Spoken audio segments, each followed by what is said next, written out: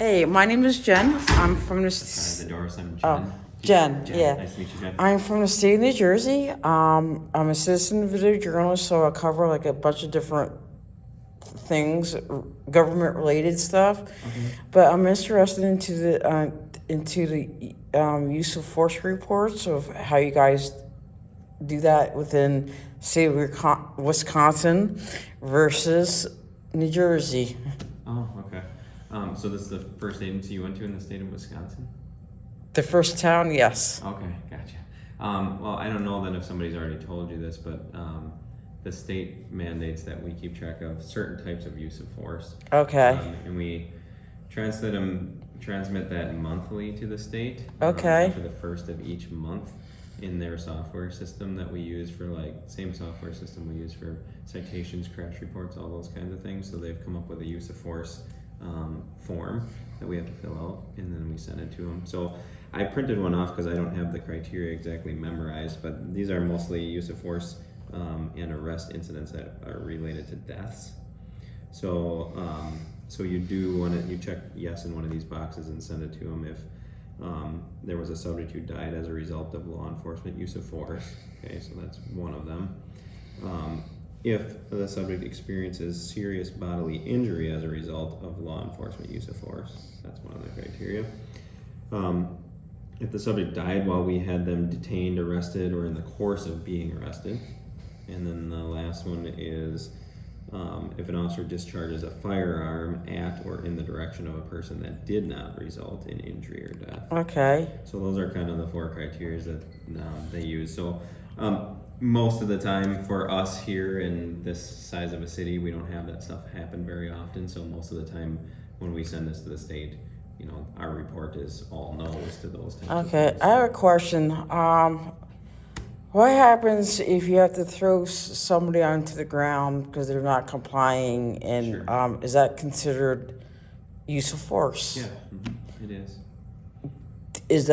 Do you have to fill out a form for that? Yeah, the state doesn't mandate that for us, but different agencies handle those things in different ways. So our agency we have in-house defense and arrest tactics instructors that are trained to train us on use of force. Okay. So we will have, if we have use of force incidences similar to what you're talking about, we would call that a decentralization if we would take somebody down to the ground while we're trying to arrest them, Okay. or detain them or what have you.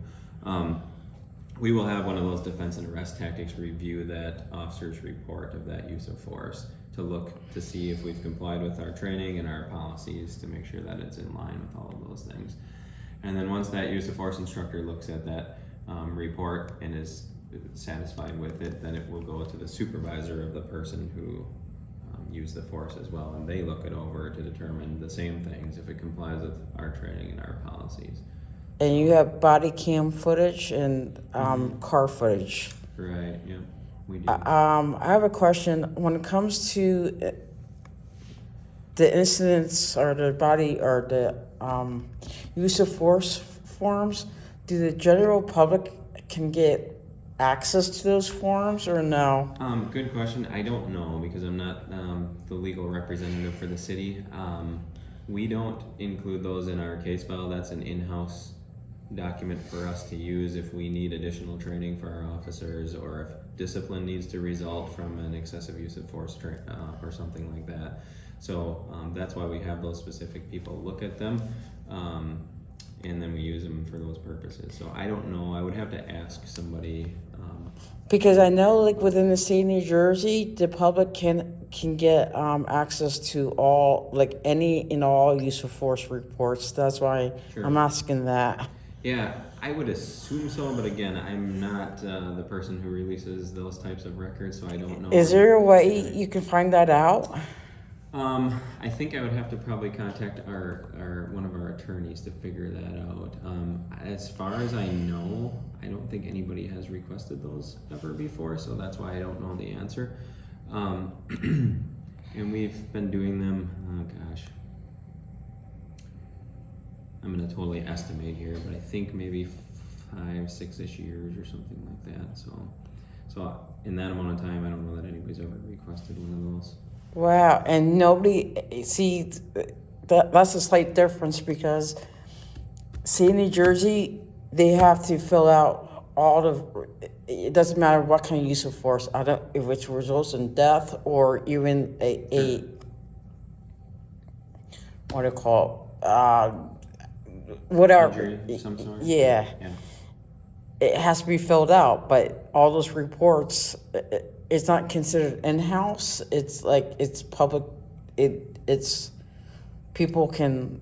Well, don't get me wrong. I'm not saying. Yeah. By saying the word in-house, I'm not saying that they're not releasable. What I meant by that is, we don't distribute that stuff to the state. We've come up with our own form for trying to monitor that a number. So of it's years not a ago. standard form. Right. That's why I said earlier that each law enforcement agency in this state, from what I'm aware, could have varying formats for that. They might not even have it at all. But we thought it was a good idea some years back to keep track of that. And, too, for early warning signs. So let's say if I look at our use of force reports over the course of whatever span of time and I see Officer X is involved in way more use of force incidents than Officer Y, then that might be an early warning sign for us to be like, okay, there's a concern here maybe, or at least something that might need to be looked into. Does that make sense? Yeah. Okay.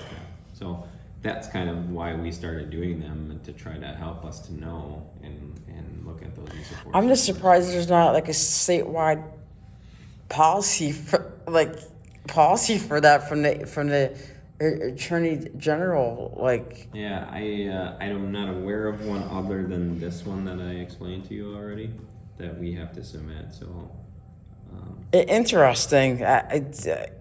That's. I guess like Wisconsin. Yeah, Wisconsin's different, but it's. yeah, I would imagine. I don't know how many states you're going to or whatever, but I would imagine lots of states have different ways of handling that. Yeah, I know. Like New Forms. Jersey,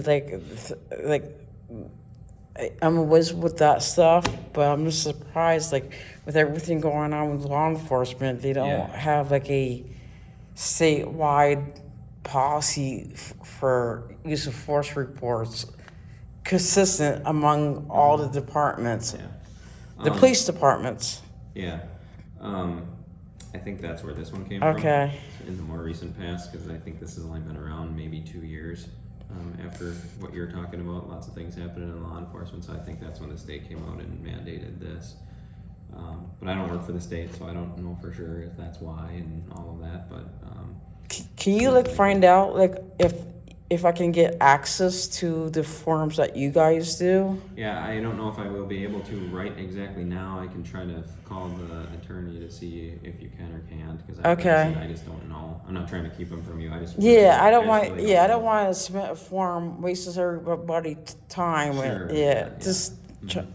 I know that I would assume it would be treated pretty similar to like our training documentation and stuff. Anytime we do training, a lot of people, our officers will turn in training confirmations to show what training they went to and who instructed it and all those types of things. So I would assume they would kind of be treated in a similar fashion as those. But again, I'm not an attorney. So It's above your pay grade. Yeah, pretty much. Do you have a business card? I do, but not on me. I grabbed one from inside. Okay. I got one in the basement downstairs. You want to write your name? Sure. Let me grab a piece of Okay. paper. Thank you. I'll just grab one of my cards. That's fine. I'll be right back. Okay, thank you. I appreciate it. Your pen? No, I found it on here. I'll leave it here. Yeah. I'll be right back.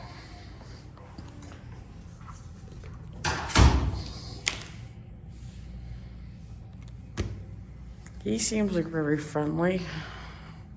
Or not friendly.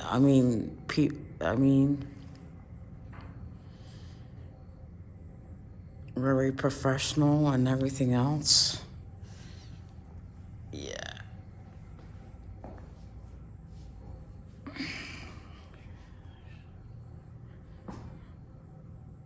I'm gonna be honest, I'm just surprised about how they do use of force reports.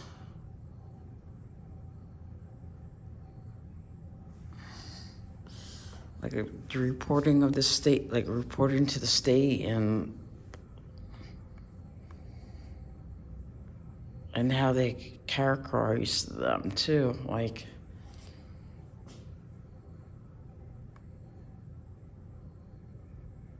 this is a good video for transparency issues.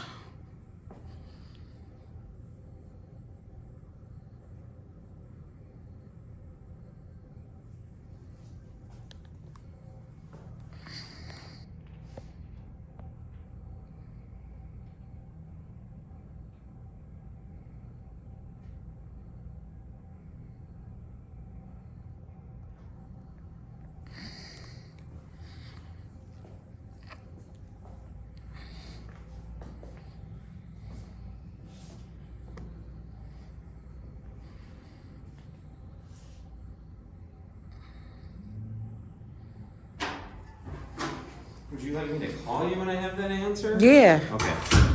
Here's my card. And then I will. Hopefully, I can get you an answer today, but we'll see. I don't know who's all around. Here you go. Okay. And what number is it?